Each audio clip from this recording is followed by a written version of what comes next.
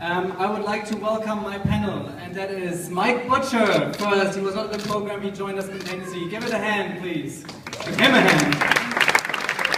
And then Christian Nagel from Early Bird, Peter Beuters from Hubraum, and Nico Zimmer from the Technology Foundation. I need to get myself a chair, because we have one. This is like the side conference.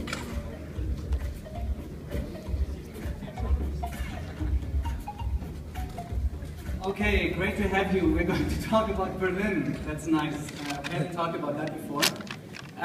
So I would like to invite you to do a quick introduction round. Who are you?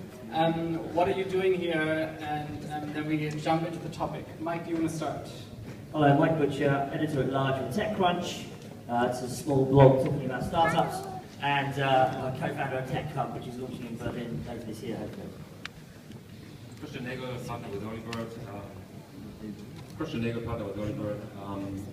We are obviously a venture fund based in Berlin and Munich. About angel management, looking always for cool investments which we can make very big. Hi, Peter again. Hubraum, founder and head of Hubraum, seed stage, the corporate incubator of Deutsche Telekom. You have no mic. Okay, thanks.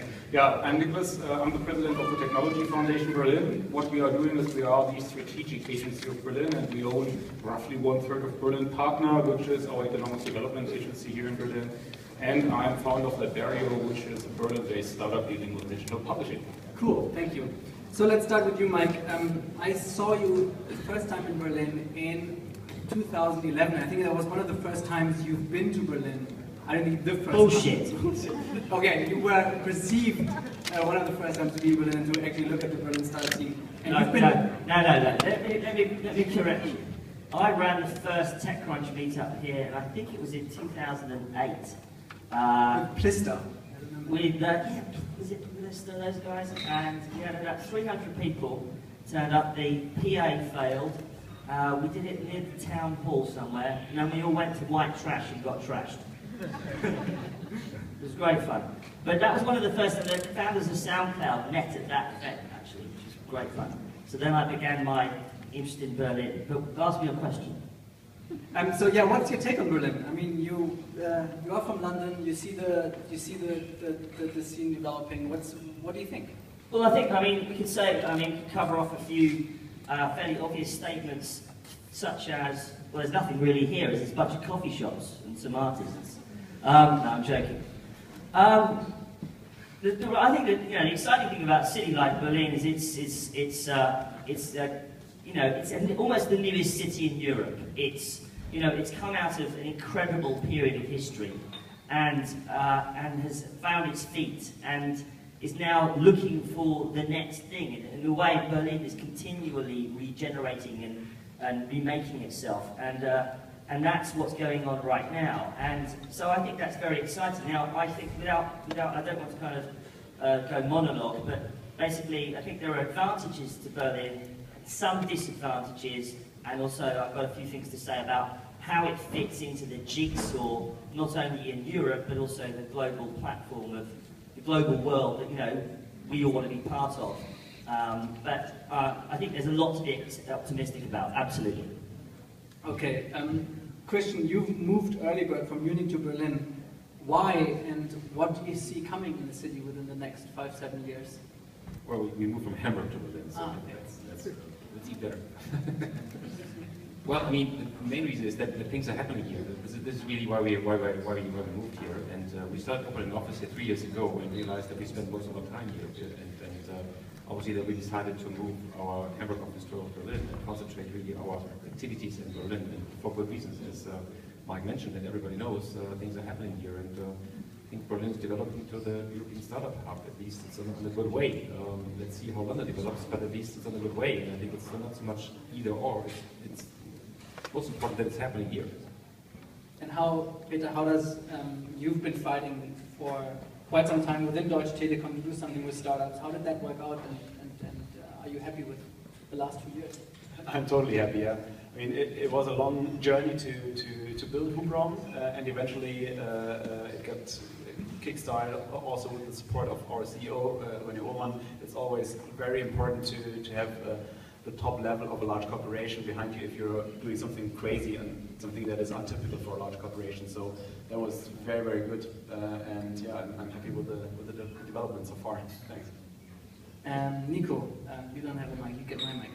And you are actually interesting. You've been in politics. You have been a state secretary for the economics, for the Senate for Economics and Technology, and now you are a founder and you are have the CEO of a foundation. What do you think politics should do with us, anyways? What's the role they have, and do they have a role?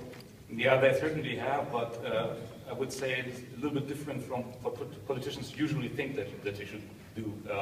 First thing is get out of the way. That's something which is very important, because I think that the Berlin ecosystem developed so well because politics did not paid not too much attention to it for a long time. And there was a lot of free space where things could develop. That's important. When politics try to develop free space, it's not free anymore. You know, that's the first point. The second point is providing infrastructure. That's something which is of importance. And infrastructure understood as having access to funding, having access to state-funded research facilities, having access to fast internet. That are things that politics can at least facilitate. I think these guys should do the fast internet, not politics. Yeah, but it's not unusual that we have founders which are asking us to talk to his parent company to get them faster internet. That's something which is not so I know they're doing a great job, yeah, but it's not. There are areas in Berlin which are not so well connected. Yeah. Who have you heard of the McKinsey study? Hands up, please. That McKinsey did for the Berlin study. What went to what? Sex? And say it again. It was a joke. Yeah, how did you get your joke? This is the McKinsey study into what? Berlin? Yeah, the McKinsey study. There was actually a McKinsey study that the Berlin Senate asked them to do to provide them basically an agenda of what they are supposed to do. So what did they come up with? So they came up with 5 things. They wanted Berlin startup curriculum. So basically put startup founding into university. A one-stop startup agency, basically where you get or you come to when you arrive in Berlin. Berlin Startup Campus, a fund, and more dialogue between corporates and founders. So is that what's up, Mike? Sounds a bit like London. I mean, just to give you guys some perspective on this, something I've observed is, you know, I think I agree with you, Christian, that it's been a very organic, wheatgrass sort of development of Berlin. You guys have done your own things. I mean, partly, let's be honest here, okay? This is not an expensive city. You know, you can hire a disused swimming pool for a conference, for heaven's sake. In London, they'd be going like, you can't hire that disused swimming pool. There are bits of wire sticking out of the wall, you know, and it wouldn't be allowed, basically. But you guys can do this. And so, to some extent, being able to gather a big community, you guys, you know, you had the venues, you've had the places you can do this, the cheap office space, much cheaper across than many other places in Europe, apart from maybe Athens right now. And so you've got the sort of infrastructure which is just like super cheap and just can go and do it. You try and get a venue this size in London, a bunch of startups trying to hire a venue like this in London would have a very major disadvantage. It would cost them, you know, 20, 30, 40, 50,000 pounds, you know, and up, you know, to get a big venue, to get a conference going, and to meet each other, and to get the ecosystem kick-started. That's tough. And I think, but one of the things is what they did in London, they set up this thing called the Tech City Investment Organisation, that's right. And they gave it a couple of million quid to basically be a big government-backed PR company to beat the drum for technology startups in London, and in particularly East London, which is kind of like our version of Berlin, only more expensive. Like shitloads more expensive. And to the extent now we've got like Ace Hotel, I have to say. But anyway, to beat the drum, and actually, I have to say, you know, there have been critics of it, and there have been people who said it was a good thing. I think, on balance, it's been a good thing because they went over to the valley and they asked tons of VCs to come and visit, and basically you had a free tour guide to run around the place. And none of the startups had to do any work. They just got a list, and then they just run around introducing as many investors as they could to all of these companies. So it's free PR, free marketing for the cluster, and I think on balance it's been a good thing. Now, the question is whether or not governments get involved around policy making, and I think the UK government has done a pretty good job actually of that. On balance, there are some good things and some bad things, like we haven't got the startup visa right yet, for instance. But the interesting, do you know what's fascinating to me is how little your government support you at all, which is very strange to me. I mean, German governments typically do tons of infrastructure work, and you know, there's lots of social programs, especially, for instance, in Berlin. And yet they've almost completely ignored the technology community here up until really about 2 years ago. Thank Klaus Wowereit for this. Huh? I think we should thank Klaus Wowereit for this, to get not involved in all this. Yeah, so they've been too busy not building an airport. Too busy not building an airport, I guess. So, you know. we don't need the airport. We don't want the airport. So, Nico, yeah, tell us about that. Yeah, one thing you mentioned, I think this is being cheap is one thing, but I think you mentioned something, galleries and coffee shops. That's good, coffee shops to wake up in the morning and to keep you awake at night. But the galleries, this is the creative thing. I mean, this is the part of the DNA of the city here. And with the history, I mean, what was here was creative people. And if you create a company, it's creativity. So you need creative people, and this is what you have here. And this is the kind of DNA which is here. Otherwise, as said, nobody was involved here. It happened, you know, you did it basically because the city has this creativity here, and you have no alternatives. I mean, in London, you can go to a bank, you can go to an investment bank, you have agencies, you have blue chip companies, everything. In Berlin, you have nothing. So if you don't do this, you can only be creative, create a company, or be something, or join a company, but there's nothing else you can do. You can work in the health sector, or for the government, but that's it basically. So you have to be creative in the city to survive in the end, to create something by your own. So I think this is part of what makes Berlin, and this is why I believe it's no bubble, it will stay. Yeah, I think that this makes our ecosystem healthier, because being an entrepreneur does not mean that somebody takes you by the hand. It means that you are having an idea and you're fighting for that, and you are trying to scale it fast. And then we come to a point where you probably need help, because when you are trying to get access to Series A, Series B, or whatever funding, then it gets complicated. I think there's good infrastructure for seed money in Berlin, but when it comes to getting into the, let's say, Silicon Valley scene, like you mentioned, Mike, bringing people there, or beating the drum there, that's something which we are also now trying to do, but on a smaller scale. At the end of the day, I would say that's an entrepreneur's thing, doing that. What we are doing is we're having our technology campaigns and stuff like that. But I think people worldwide realize that Berlin is a place where you can at least try everything. It's a little bit of anarchy we have here in Berlin, or creativity. But I think it's mostly the same, just viewed from a different position. That you can at least try doing your thing here. And that's something I think that's quite well known. I don't know how many of you here in the swimming pool are actually born here in Berlin. Maybe you could raise your hand. Okay, that's a small minority. Yeah, that tells me that most of you came here to Berlin because it's a place to be. That's really interesting, isn't it? Yeah, but that's cool, because we are leveraging the creative potential in Germany and in Europe, yeah, and that's something which is setting us apart from London, I'd say. Yeah, I mean, this is what we see in our deal flow. I mean, we get so much deal flow from all over the world because people just want to live in Berlin, want to work in Berlin. And also our startups, I assume it's easier for them to hire really good people here in Berlin than anywhere else in the world, more or less anywhere else in the world. I'm going to slightly disagree with you. I'm going to be devil's advocate, as it were, on that, which is that like, for instance, I think you can do. Look at how big this is right here today. Now, how big would this venue be if we had late-stage companies who are raising a B or a C round? I put it to you that it would be a much smaller conference, much smaller. It would, and to be honest with you, okay, fair enough, it wouldn't be very large in London either. But it would be pretty big, I'd say, but not that big.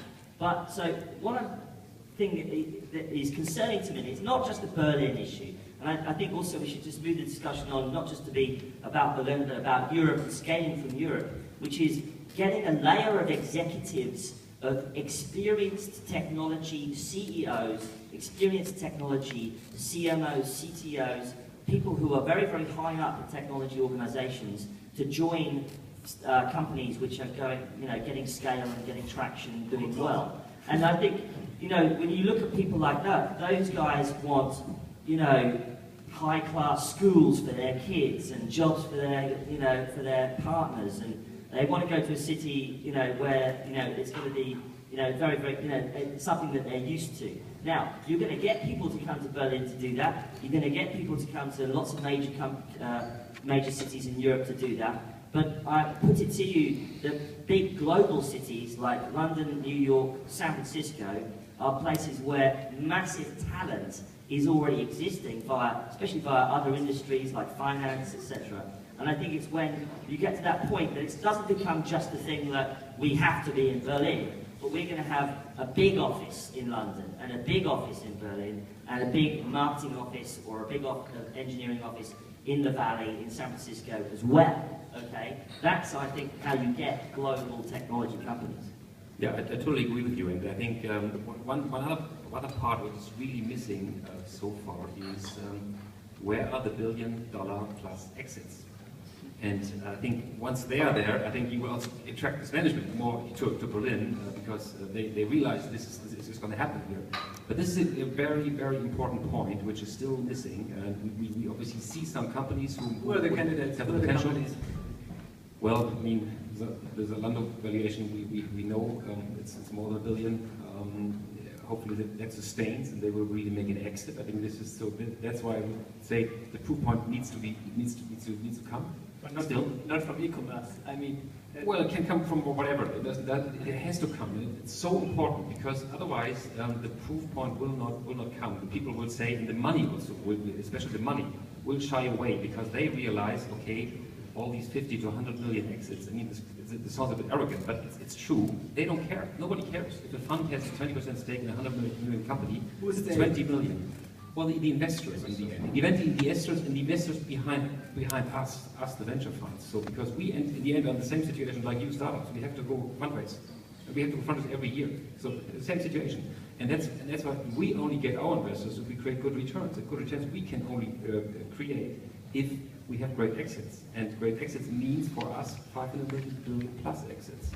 And we can't live long term from 50 to 100 million exits. That doesn't work. You can feed a small scene, but you can attract the VCs, and you can attract the UK VCs, and you can attract the US VCs here. Only once we have this, then they come. But then again, I mean, the Berlin ecosystem is just in its infancy. I mean, it's only a few years old. You mustn't forget that. So I think there's a point in all the trends, in my eyes, tend totally. But this has to happen. At one point, when we mentioned to this, we see sometimes teams which are happy within 50 million exits. And in the US, it's different. In the US, in Silicon Valley, maybe talk specifically also. In the Silicon Valley, you have more entrepreneurs of the type. They say they want to realize their thing and they want to build a billion-plus company. And here, there's a tendency. If Google comes with a 50 or 70 or 80 million check, many of the entrepreneurs would say, oh, well, not too bad, a couple of millions, it's not too bad, let's take it. And this is a bit different attitude in the Valley, where they would say, no, I don't care. I continue building value, and then have a great exit, and build a brand which is globally known, and so on. Do you want the sort of German or Berlin equivalent of the guy who turns down, sort of Snapchat turning down Zuckerberg for 3 billion kind of thing? Is that what you want? No, in this case, he should have taken it. but it was $1 billion. I mean, it was more 3, but so it's... But I think when you're taking into account that we have a different corporate culture in Germany, which, you may be familiar with Mittelstand, which is a concept which means you're not growing too big. So I think that's something which you can also see here in Berlin startup, that they also believe themselves to be some kind of new Mittelstand. And if that's true, then we should also try to figure out how we can connect the old Mittelstand with a new Mittelstand, to activate that capital which is in the companies which you have in the south of Germany. Because there are a lot of companies which are quite interested in getting creative people, or at least a unit of creative people getting into work here in Berlin. And what we should do, and what we're actually trying to do right now, is to establish that kind of link. I'm not arguing against you on your point that we need a big exit. That's definitely true. But we have also the chance to activate potential capital or funding in Germany in billions, which are right now laying around somewhere in Baden-Württemberg or in Bavaria, and which is looking for something, but is not quite sure how to deal with that thing here in Berlin, because it's too, let's say, it's a little bit too late wait for them. I had a dinner here in Berlin about 18 months ago, and I sat next to a guy and I said, "So what do you do?" I said, "Oh, we are in forestry." And I said, "I see, what, in forestry in Germany?" He said, "Yes." I said, "So what sort of forestry?" He said, "Well, have you heard of the Black Forest?" I said, "Yeah." He said, "Yeah, that forest. That's the forest we were in." "What, you own the Black Forest?" "Yeah, pretty much." I thought there is a lot of, I mean, this is like in Paris as well. There's so much money in Paris. It's all just sitting in apartment buildings which are being frequented by presidents. Look, one thing I think what we've got to say about Berlin is that it's going to have some big exits over the next few years. You look at someone like SoundCloud, you look at WUKA, you look at ResearchGate. These are going to be, I think, pretty big exits for events, whether or not they whether they go to NASDAQ or whether they are acquired because they have scale. I think we can be fairly confident that these are going to be pretty big exits. I'm not talking 150 million, 200. I'm talking, 3, 4, 5, etc. Definitely. I mean, ResearchGate with some very big US VCs. But I think we've just got to remember that the world is extremely interconnected. Okay, so in a way, we shouldn't really be building just trying to recreate Silicon Valleys. Let's put a Silicon Valley here in Berlin. Let's put a Silicon Valley here in London somewhere. We should be doing like Silicon bridges. So we should be bridging between our ecosystems and then scaling up. You should be taking out. You should be taking the 90, 100 million population market in Germany with your startup, taking the 60 to 70 million population out of the UK and going and using that as rocket fuel for your startup in big markets like the US, big markets like Asia. Look at Supercell. Supercell built a product specifically for China, and guess what happens? They do a billion deal just down the road later on because they've attracted that much attention. We've got enormous talent here in Europe, and we should be thinking globally. And Mike, shouldn't an entrepreneur just move to the Silicon Valley? If I was an entrepreneur sitting in here, and I was like, this is my idea, why don't I just jump on a plane and go into Y Combinator, as we heard earlier? I mean, I'm sure these guys are going to disagree with that, but the very short answer is what is your business? Because if your business is trying to be the next Snapchat, then maybe you just need to go to America and just capture that market that's mad about Snapchat. But if you're building, for instance, a massive enterprise company that's going to take out Oracle or take out Salesforce, then you can totally do that from here. But you can also build global consumer companies. Look at SoundCloud, for instance, a global consumer web company, mobile, you name it.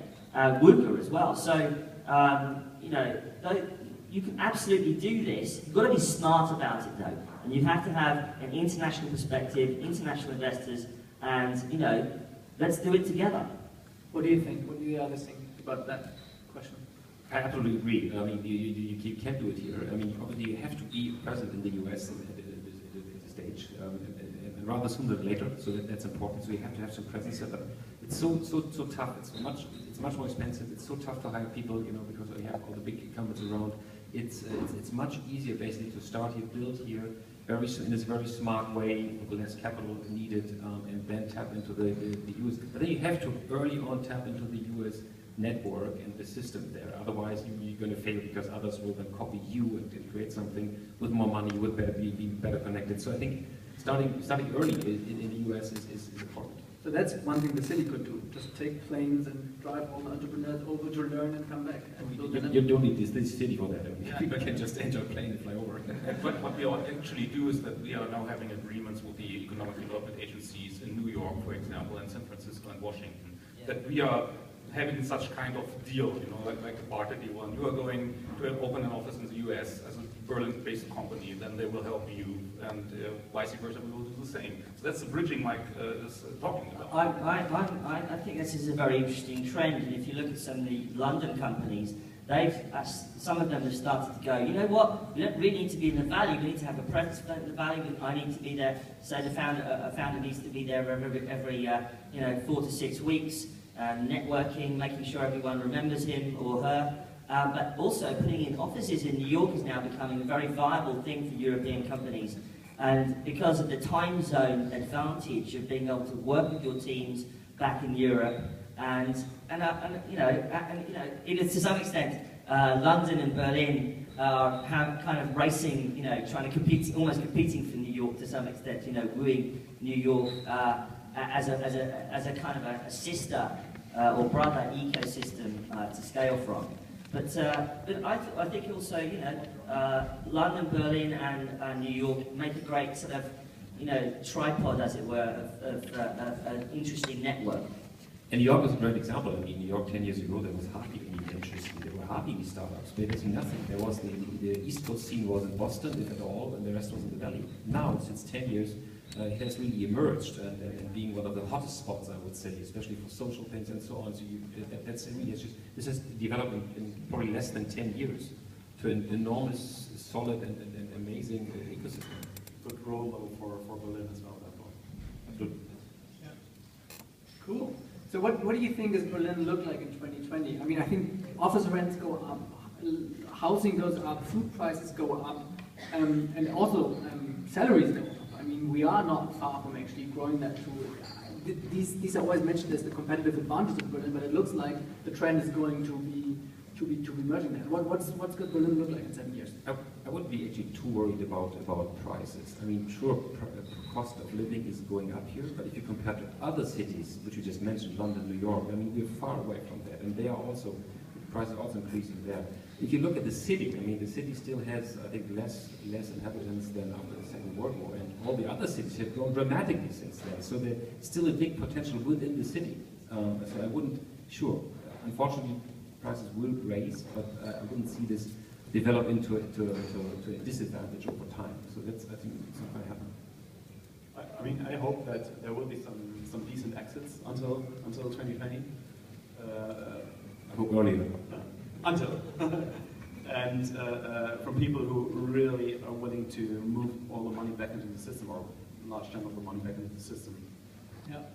Well, I think, if I might say one thing, I think the real opportunity for this city is to really double down on technology and really focus on technology. If you look at European cities, London is very diverse. It's very big in media, advertising, finance, fashion, music.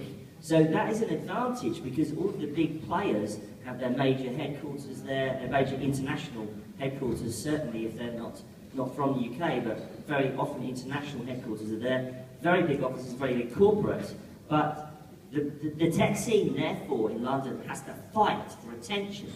Now, the tech scene in Berlin is not really fighting for attention. It is the scene. It is the industry of the future for Berlin if it chooses to be that industry and to become synonymous. The city becomes synonymous with technology. So it's up to you guys. If you really want it to be the San Francisco of Europe, to some extent, it's there for your taking. And there will be advantages to the other cities, like the kinds of gaming that's coming out of Helsinki, for instance, or the cross-fertilization between different industries that London is capable of. But that's the opportunity for Berlin, is to really become the big technology hub for the whole of Europe. I think we should give this an applause. This is nice that you say that.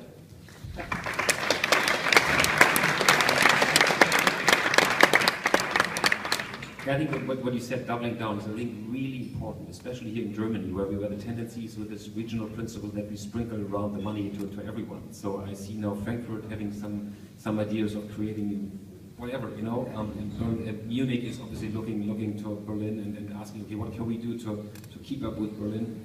This is all bullshit, to be honest. We have to double down. We have to really focus and build the cluster and not try to build many clusters. It has to be one, otherwise it's not going to happen. So I think we have to all make sure that this is really happening, at least in one place. And it's not just, so to say, Berlin then benefiting from that. I think it's more. It's Europe, it's Germany, it's more than just the city. So, but it's really doubling down. And I always say, you have to make the stronger stronger.